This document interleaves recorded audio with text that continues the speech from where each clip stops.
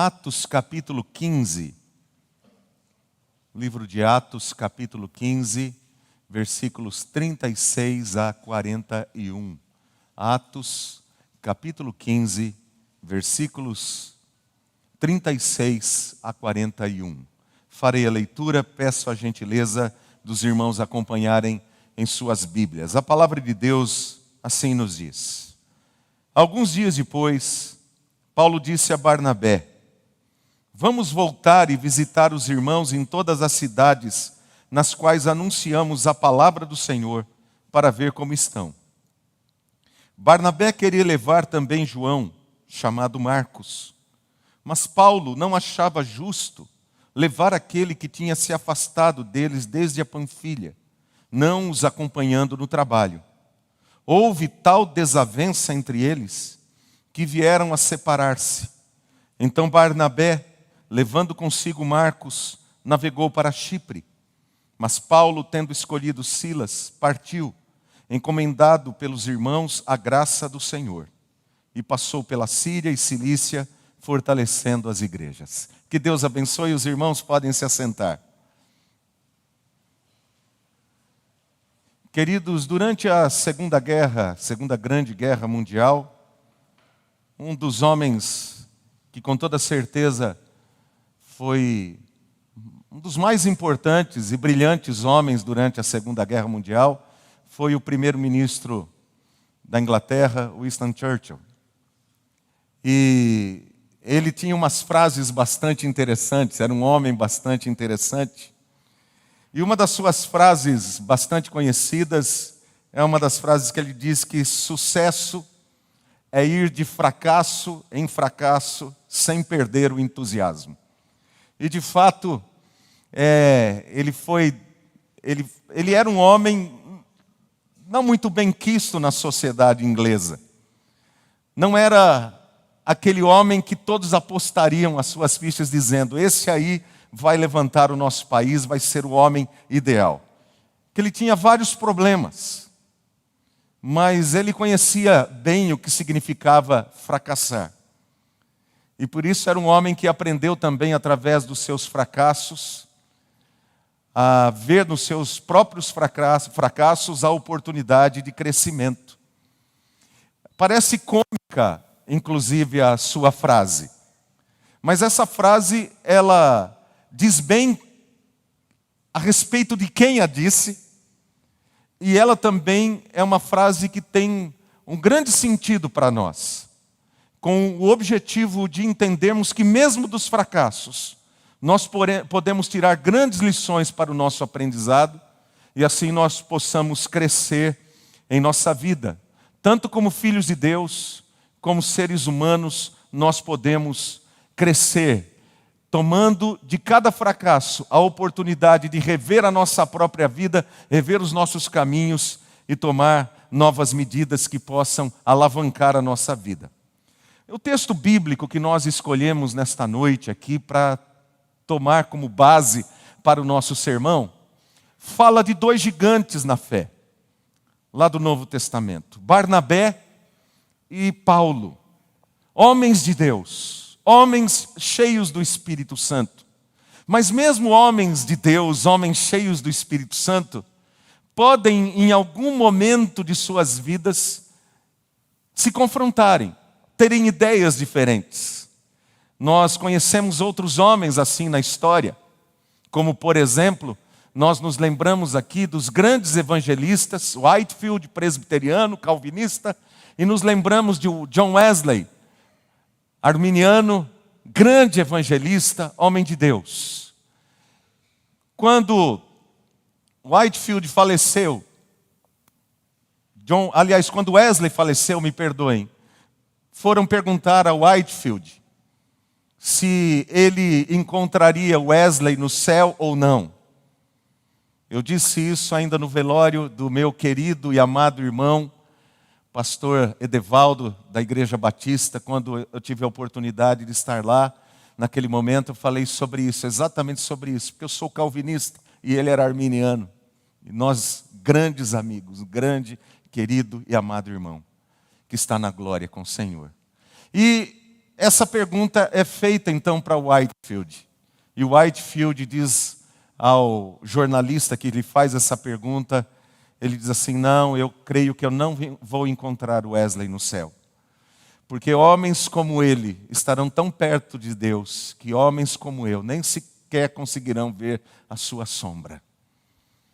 Queridos e amados irmãos, mesmo homens de Deus que podem ter as suas diferenças, serem homens espirituais, cheios do Espírito Santo, podem entrar em conflito e desavença tal, diz a Bíblia Sagrada, que eles se separam.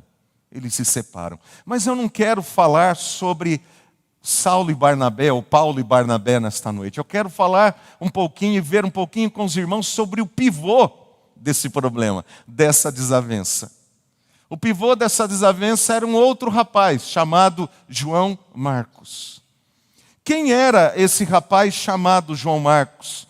E por que ele causou tanto problema assim a ponto desses dois grandes heróis da nossa fé se separarem por um período e cada um ir seguir o seu próprio caminho? A Bíblia Sagrada vai dizer que esse homem chamado João Marcos, a sua mãe se chamava Maria. Maria era um nome muito comum naquela época e continua sendo em nossos dias. A sua mãe se chamava Maria. E tudo indica que ela era uma mulher de posses, uma mulher rica e prestigiada em Jerusalém. Nós encontramos a primeira vez o nome de João Marcos e da sua mãe Maria em Atos capítulo 12. Vocês se lembram que o apóstolo Pedro havia sido preso. Tiago havia sido morto por mãos de Herodes. Pedro foi preso e havia oração incessante da igreja em favor de Pedro. Pedro está lá, a igreja está orando na casa de Maria. Havia um pátio grande na casa de Maria e ali ela acolhia a igreja. Por isso os historiadores, aliás, eles chegam a essa conclusão que ela era uma mulher de posses. Exatamente por ter condições de receber em seu próprio lar um número tão grande de pessoas. E ali a igreja se reunia. E ali eles oram. Enquanto eles estão orando, Pedro é liberto de uma maneira sobrenatural, pelo poder de Deus, lá da prisão. Então, João Marcos era filho de Maria. E ele era também parente de Barnabé, era sobrinho de Barnabé. Então era uma pessoa muito querida, muito amada por Barnabé. Mas João Marcos também era um homem apaixonado por Jesus. E ele queria levar o evangelho de Jesus Cristo a outros povos, a outras nações que ainda não conheciam o Senhor. Foi quando então ele fica sabendo que Paulo e Barnabé vão para a sua primeira viagem missionária, enviados pela igreja de Antioquia. Lá no capítulo 13 nós vamos ver isso, 13 de Atos. Então ele fica sabendo e ele ingressa, ele se voluntaria para ir junto com Paulo e com Barnabé. Mas chega o momento da viagem que alguma coisa acontece e nós não temos as informações do que acontece com João Marcos, mas o fato é que ele pede para voltar. Ele não quer continuar junto na viagem missionária. E ele pede para voltar. Às vezes nós queremos saber quais são os motivos que levam uma pessoa a desistir de alguma coisa que ela almeja muito. Era o sonho da vida dela. Ela queria participar, ela dizia: olha, contem comigo, eu quero estar lá. Quando vocês fizerem, me chamam. E de repente a pessoa não vai, ou vai numa reunião, vai noutra, e a pessoa não vai mais. Quando nós perguntamos esses motivos de João Marcos, nós temos que perguntar quais são os nossos próprios motivos quando nós nos comprometemos a alguma coisa e depois nós deixamos de cooperar, de participar, de atuar. Às vezes, inclusive, as pessoas contam demais conosco. E eu tenho absoluta certeza de que Paulo e Barnabé contavam muito com João Marcos. Talvez ele tenha tomado, inclusive, o lugar de alguma outra pessoa na viagem missionária. Talvez alguém outro queria ir, mas não foi. Como ele era sobrinho de Barnabé, foi dado talvez a oportunidade para ele, em lugar de qualquer outra pessoa. O fato é que nós não sabemos todos os motivos, mas Alguma coisa aconteceu com ele durante a viagem. Talvez ele não pensasse que fosse tão difícil.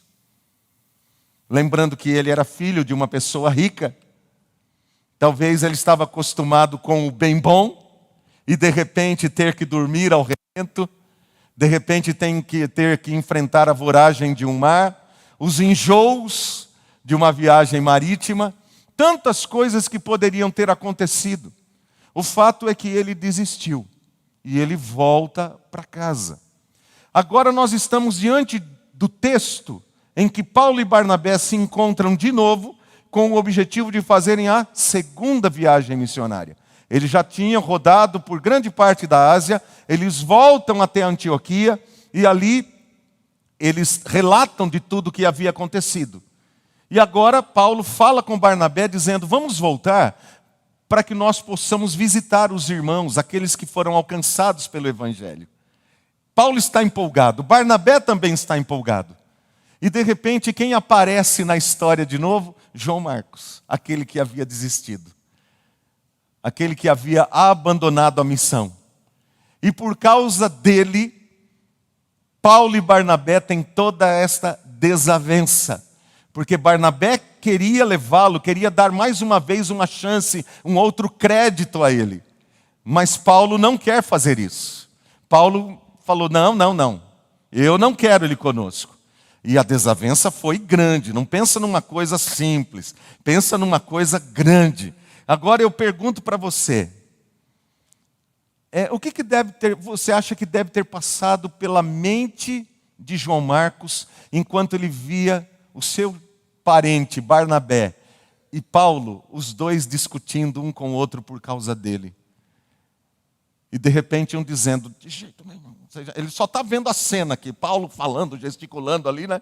Só vendo a cena de longe, ele vendo aquilo ali, ele sabendo que ele era o motivo de tudo aquilo. Se fosse você, o que você faria? Será que você iria? Será que você diria assim: não, eu não quero ir. Não, eu vi que Paulo não quer que eu vá, então eu não vou. Ou diria assim: deixa para lá, Barnabé, vai vocês, vai lá, tio, vai vocês. Eu não tenho jeito mesmo, né? Não vou ter mais nenhuma oportunidade. Eu não sei o que passou pela cabeça dele, mas o que passaria pela sua cabeça? O que é que você faria? Como você lidaria com essa situação? Saber que você foi o pivô de uma divisão, de uma separação, que pessoas se separaram de repente por sua causa. Como você se sentiria? Eu me conheço mais ou menos, porque às vezes, que é uma coisa que a gente vai aprender hoje à noite, né? Às vezes a gente acha que a gente se conhece bem, não acha? Que a gente pode superar qualquer coisa, pode aguentar qualquer problema, que a gente vai lidar, que nós vamos lidar. De repente acontece uma coisa, e às vezes uma coisa nem tão grande, uma coisa às vezes simples, já mexe com o nosso orgulho, já mexe com o nosso ânimo, já turva os nossos sentimentos e a gente acaba tomando uma decisão de desistir. E aí vai sempre ficar aquele pensamento e aquele sentimento de fracasso. Eu sou um fracassado. Eu não tenho jeito. Comigo não vai ter jeito. Porque eu sempre começo as coisas e eu paro. Eu sou uma pessoa que não dá continuidade a nada. E aí você começa então a racionalizar os seus próprios fracassos. Mas o que é que nós podemos aprender com o fracasso de João Marcos? A primeira coisa que eu quero pensar com os irmãos, queridos, que nós podemos aprender com o fracasso de João Marcos em relação a tudo que aconteceu, é que nós podemos encarar nossos fracassos como uma oportunidade de nos conhecermos melhor. Quando nós fracassamos, nós temos a grande oportunidade de nos conhecer melhor. Mais uma vez eu digo, nós às vezes achamos que nos conhecemos. É na hora da provação, na hora da dificuldade, que nós revelamos quem realmente somos. Nós revelamos as nossas emoções escondidas, os nossos sentimentos escondidos. Nós revelamos quem realmente somos, alguém que nós não sabíamos que nós éramos capazes de tomar aquela atitude. Então, na hora de um fracasso, às vezes há pessoas que ficam irritadas, nervosas, abandonam tudo, gritam, choram, se escondem com medo, desistem. Cada um de nós tem uma reação. Mas quando isso acontece, isso não é para o nosso mal, é para o nosso bem. Nós precisamos nos conhecer, nós precisamos entender os nossos limites, as nossas fraquezas. Então, se de repente você fracassou em alguma coisa, você começou algo e desistiu, desanimou-se por causa de alguma situação, alguma outra situação foi criada por causa de tudo isso, e agora você, inclusive, tem dificuldade de olhar para as pessoas, por causa das atitudes que você tomou, em nome do Senhor Jesus Cristo. Olhe para tudo isso como uma oportunidade de você rever os seus caminhos, as suas atitudes, as suas emoções, os seus sentimentos. Segunda coisa que nós podemos aprender com a atitude de João Marcos é que nós precisamos encarar os nossos fracassos como oportunidade de superação. Oportunidade de superação. João Marcos, ele não ficou refém do seu fracasso. Como se todas as ações dele, depois daquilo que aconteceu, fossem dirigidas ou determinadas por aquela atitude que ele cometeu, talvez errada, eu não sei, porque eu não posso julgá-lo, porque eu não sei bem o que aconteceu, mas o fato é que quantas e quantas vezes, por causa de alguma coisa que aconteceu conosco, alguma experiência negativa da qual nós passamos, aquilo passa a determinar todas as nossas decisões, todas as nossas escolhas, e nós não percebemos que ficamos refém daquela situação. Mas olha o que ele fez. Em lugar dele se esconder, em lugar dele tentar fugir, em lugar de hora que ele ouviu, imagine só ele ouvindo assim do tio: João, Paulo vai estar lá. Ah, então eu não vou. Você percebe que ele está ali de volta. Ele não está culpando os outros pelo fracasso dele. É muito fácil nós culparmos os outros pelos nossos fracassos. Eu errei por causa disso, eu fiz isso por causa daquilo. Eu deixei o trabalho por causa daquilo outro. E a gente culpar as pessoas. Ele poderia muito bem ter ouvido: olha, Paulo está lá. Ah, então eu não vou não. Tio, eu não vou não. E o Barnabé teria que tentar convencê-lo. Uma das coisas mais difíceis que existe na nossa vida é a gente tentar convencer alguém. Você já tentou convencer alguém? Vamos lá na festa, vai estar todo mundo lá. Quem que vai estar? Fulano vai estar? Vai. Então não vou não. Vou ter que encontrar. Não vou. Mas vamos lá, para com isso. E aí você tenta, você argumenta e não adianta. Porque a pessoa vai lá no arquivo, no histórico, e ela vai pegar: há 32 anos atrás aconteceu isso daqui, e ela fica refém daquilo lá. Ela não consegue ir adiante, ela não consegue superar as suas crises e os seus fracassos. Então, como que ele fez isso? Ele procurou superar aquela situação dele com o apóstolo Paulo, e que levou depois ainda a desavença entre os dois mais adiante. Ele procurou fazer isso, queridos, fazendo o que era certo. O que é o certo de fazer? O certo é eu ir até lá e olhar para o Paulo. A questão, se ele vai aceitar ou não, é outra coisa. Mas eu estarei lá. Eu não vou deixar de estar lá. E eu vou dizer aos irmãos uma coisa agora aqui: quem errou foi Paulo. Ah, mas Paulo errou. Errou sim. Não foi João Marcos que errou. Nesse caso, não. Ele poderia ter ao menos levado João Marcos ali num cantinho. João, vem aqui. Deixa eu conversar com você. Você furou com a gente lá atrás. Você pisou na bola feio. E conversar, ter uma conversa ali de homem para homem, né, de conversar sério, de crente para crente, olhando nos olhos, e fazer as perguntas que deveriam ser feitas para ele, mas ele não fez. Ele falou, não deu uma segunda oportunidade. Lembremos, irmãos, que Paulo era novo convertido. E todo novo convertido, às vezes se torna um pouco legalista também. Preste atenção nisso. Todo novo convertido, às vezes, se torna um pouco legalista. E a gente precisa tomar muito cuidado com isso. A gente, às vezes, se torna muito dono da verdade. E Paulo estava passando ainda por esse período aqui. Barnabé já era um crente mais velho. Já era um homem mais experimentado. E nós precisamos aprender a lidar com estas coisas. E nós vamos ter, queridos, situações assim na nossa vida. Nós vamos ouvir coisas que nós não gostamos. Ou nós achamos que só vamos ouvir coisas que gostamos. A vida não é assim. Às vezes nós vamos participar de situações que nós não gostaríamos de ter participado, mas elas chegam à nossa vida. Como eu não gostaria de ter isso, mas elas chegam. Às vezes até na família. Às vezes até na família. E principalmente, inclusive, na família.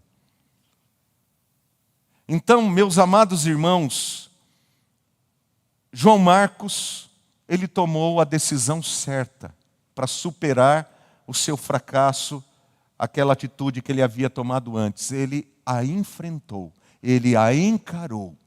Ele foi maduro o suficiente para dizer, eu vou. E venha o que vier, eu estarei lá. E é exatamente isso que ele estava fazendo. Ele estava lá, mesmo diante da ação de Paulo, ele ficou ali junto com Barnabé, e ele embarcou no navio e foi para Chipre com Barnabé, honrando a postura de Barnabé que acreditou nele. Você sabe que há pessoas que acreditam em você. Há pessoas que oram por você. E você precisa honrar estas pessoas que oram pela sua vida, que incentivam você. Quantas pessoas aqui, com toda certeza, já conversaram, já tiveram situações ruins na sua vida e alguém foi lá e disse, olha, eu estou orando por você, vamos lá, meu irmão, vamos levantar dessa daí. Então honre aqueles que estão investindo na sua vida, como Barnabé fez na vida de João Marcos. Porque o que acontecerá? Você já imaginou Paulo e Barnabé naquela desavença toda, depois de tudo aquilo que aconteceu, João Marcos falar assim, não vou mais. Não vou mais, não. É o Paulo. E aí começava, né? Paulo.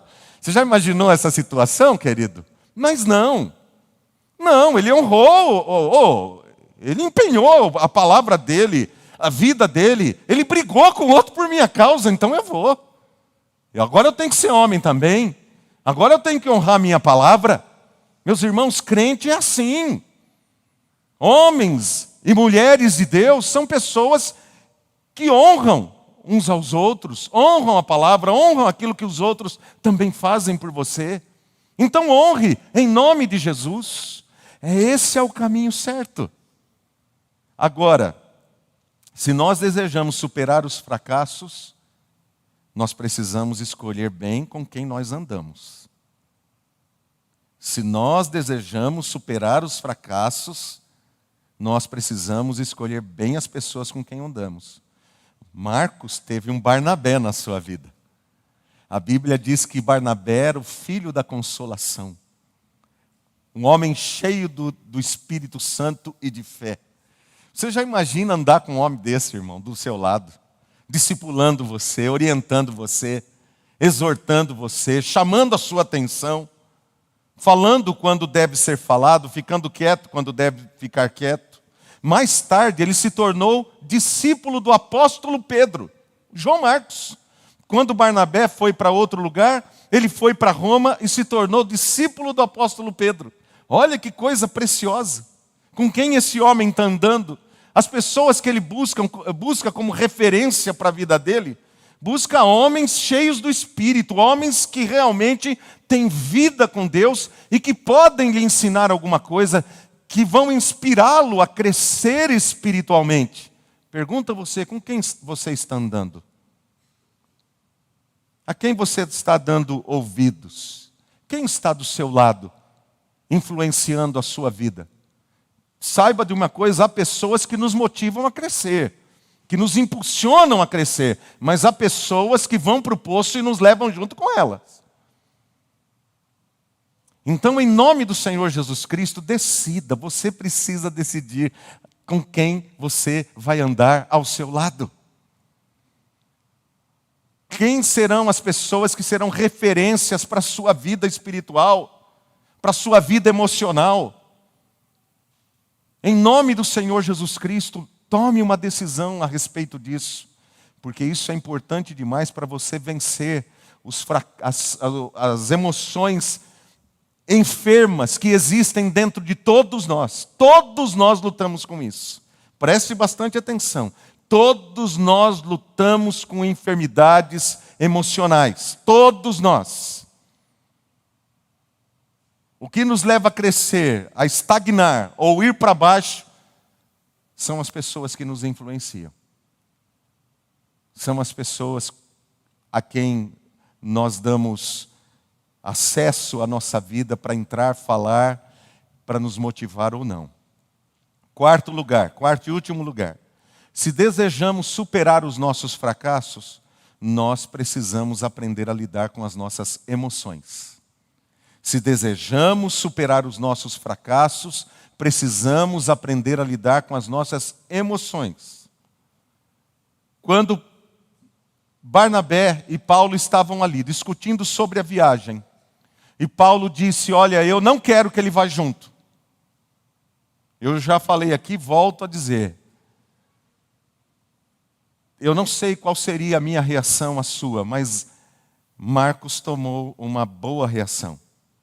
Ele teve uma boa reação.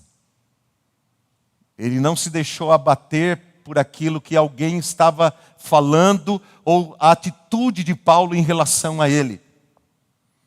Isso não foi determinante para a sua vida, para que ele pudesse agir de maneira correta. Como você lida com as suas emoções? Isso é um ponto essencial na nossa vida. Porque as nossas emoções, meus amados irmãos, as nossas emoções, dizia já o Roberto Carlos, né? São tantas emoções. Como as nossas emoções, elas nos atrapalham.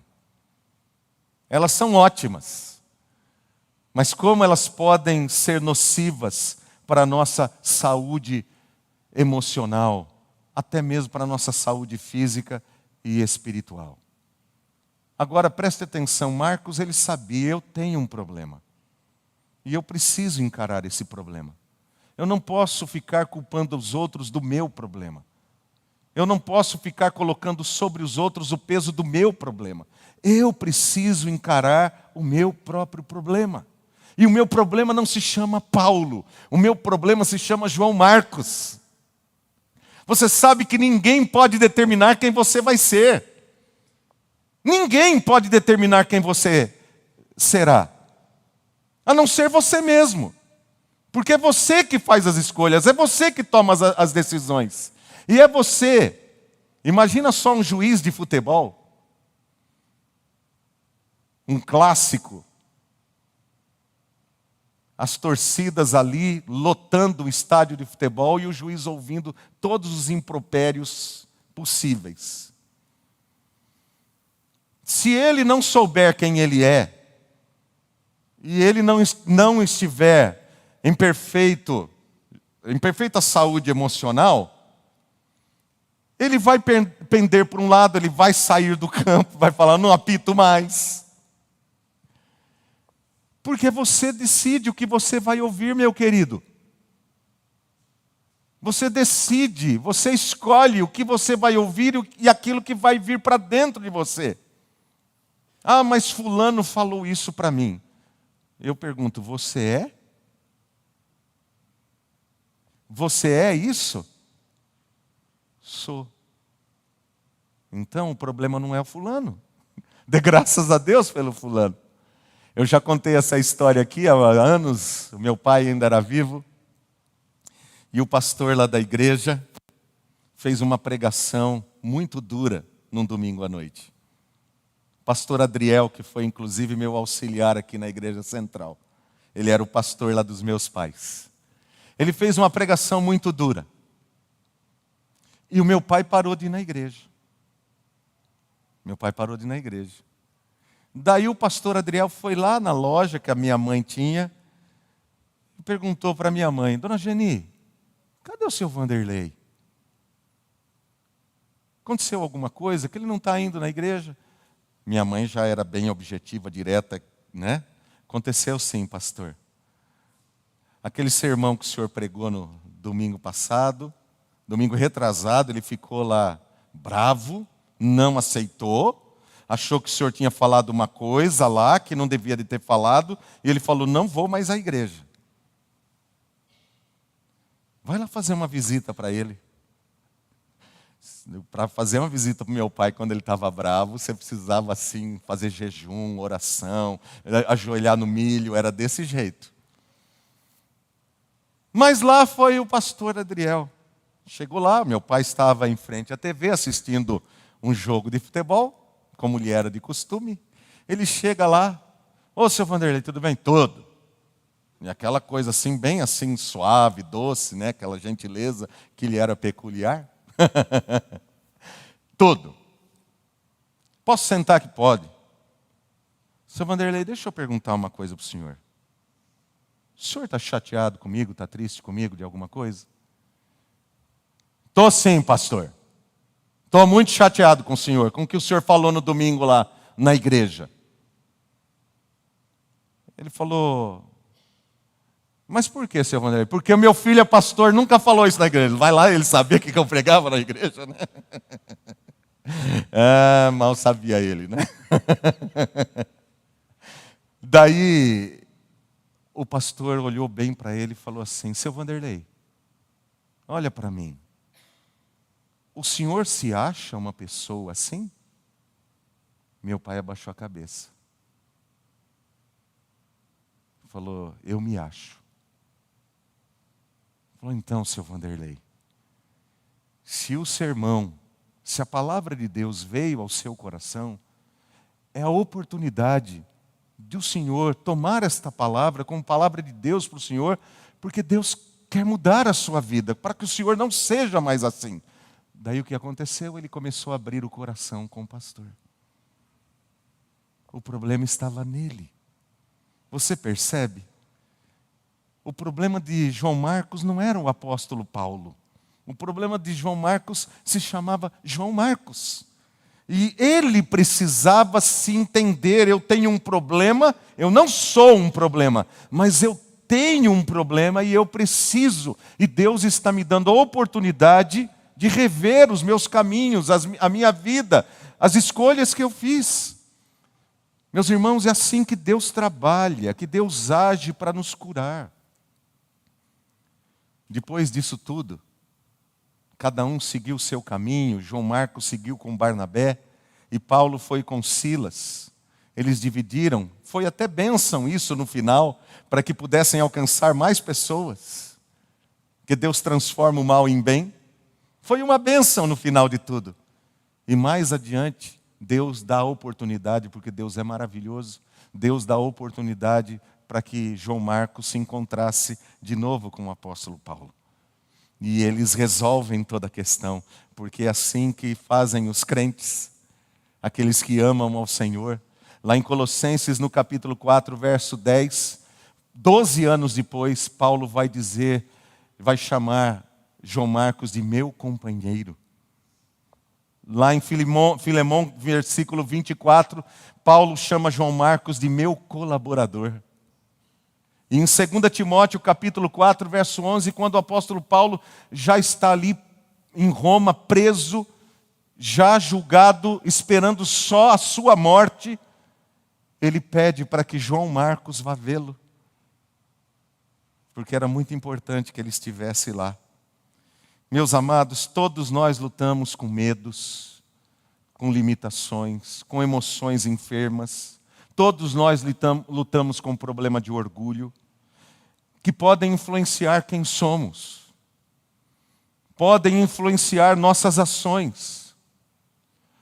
Mas o fracasso, ele nos fala sobre estas coisas que Deus quer tratar conosco.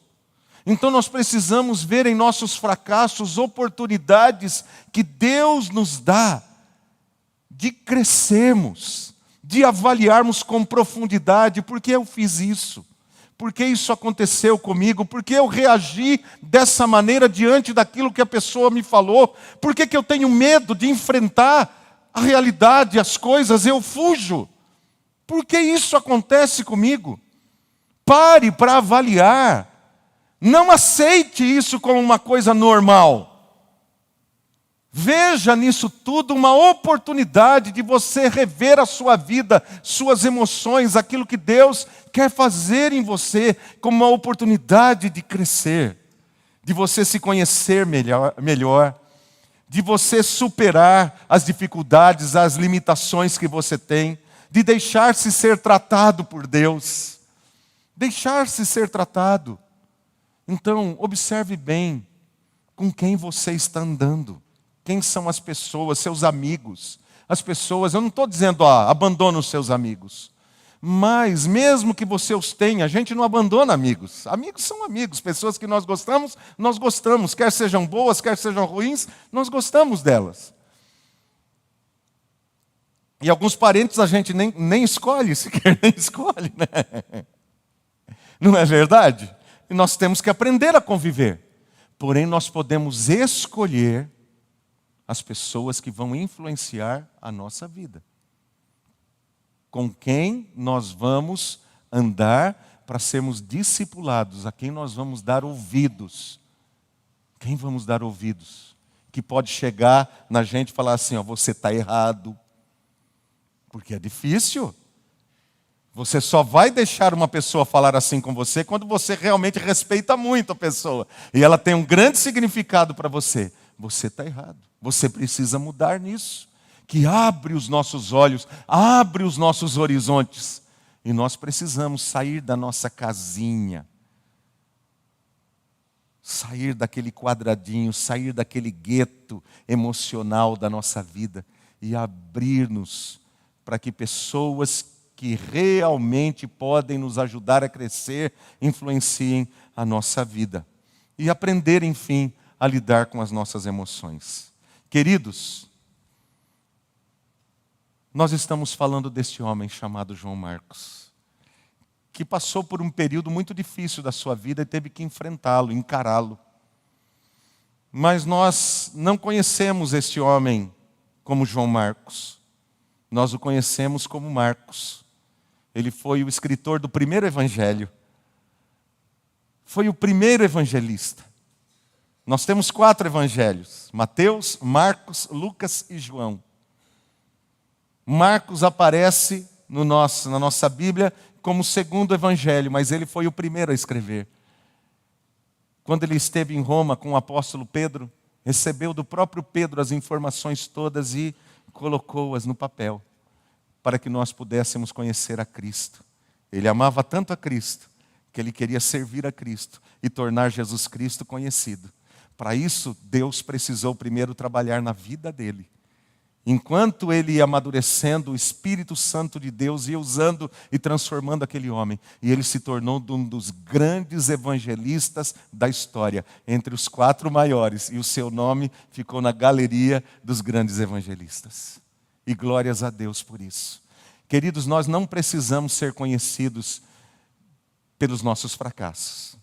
Nós não precisamos ser conhecidos por sermos pessoas que começam uma coisa e nunca terminam. Nós não precisamos ser conhecidos por aquelas pessoas, não convida não, que o indivíduo é difícil, vai dar problema. Nós podemos ser conhecidos como pessoas que, apesar de todas as lutas que nós já tivemos nas nossas vidas e dos fracassos que nós tivemos nas nossas vidas, pela graça, pelo poder de Cristo, do Cristo ressurreto, nós vencemos. Nós vencemos, nós amadurecemos, nós avançamos, nós fomos adiante, porque nós tínhamos como alvo o nosso Senhor e Salvador, Jesus Cristo. Queridos, que seja assim na nossa vida, para a glória e para a honra de Deus. Amém? Que Deus lhe dê vitória em nome do Senhor Jesus Cristo. Nós vamos orar nesse instante e logo após a oração eu vou chamar os presbíteros para que estejam aqui à frente comigo. Pai, nós queremos louvar e adorar o Senhor, porque a Tua palavra é tão maravilhosa. A Tua palavra não fala dos nossos heróis apenas contando os grandes feitos deles, as grandes realizações, as grandes vitórias. Mas a Tua palavra fala dos nossos heróis, mostrando também que eles eram homens como nós, seres humanos como nós, sujeitos aos mesmos sentimentos, às mesmas dores, aos mesmos fracassos, aos mesmos desânimos, que muitas vezes nós também somos abatidos por tudo isso. Mas nós te louvamos, porque a Tua palavra exalta Cristo nosso Senhor, que pelo seu poder nos transforma, nos liberta, nos salva, cura as nossas emoções e faz de nós pessoas melhores. Aperfeiçoa-nos no nosso caráter, nas nossas emoções, para que possamos melhor te servir a cada dia. Nós te pedimos, Pai, em favor de todos aqueles irmãos e irmãs que estão lutando agora com emoções adoecidas, que os impedem, ó Deus, de seguir adiante, que muitas vezes emperram o seu crescimento emocional, espiritual. E nós te pedimos, ó Pai querido, que estes amados irmãos, em nome do Senhor Jesus Cristo, possam olhar para Ti agora e pela fé, relembrarem tudo que o Senhor sofreu por nós, para que pudesse nos libertar, para que pudesse nos dar uma nova vida, e que possamos, Senhor meu Deus, juntos Te honrar, tomando as decisões certas, as atitudes certas, encarando aqueles problemas que nos diminuem e que tentam de alguma maneira, Senhor, limitar a ação do Teu Espírito Santo na nossa vida. Nós oramos em nome de Jesus, Pai, para que o Senhor nos torne pessoas maduras, pessoas que avançam olhando para Cristo, o nosso Senhor. Abençoe, ó Pai, para que possamos fazer boas escolhas, escolher bons amigos, bons mentores para a nossa vida, para que eles nos ajudem a fim de nos conhecermos melhor, e nos conhecendo melhor também conhecer melhor ao Senhor e o Teu grande amor por nós. Em nome de Jesus, nós oramos agradecidos. Amém, Senhor. Chama os presbíteros até aqui à frente, queridos.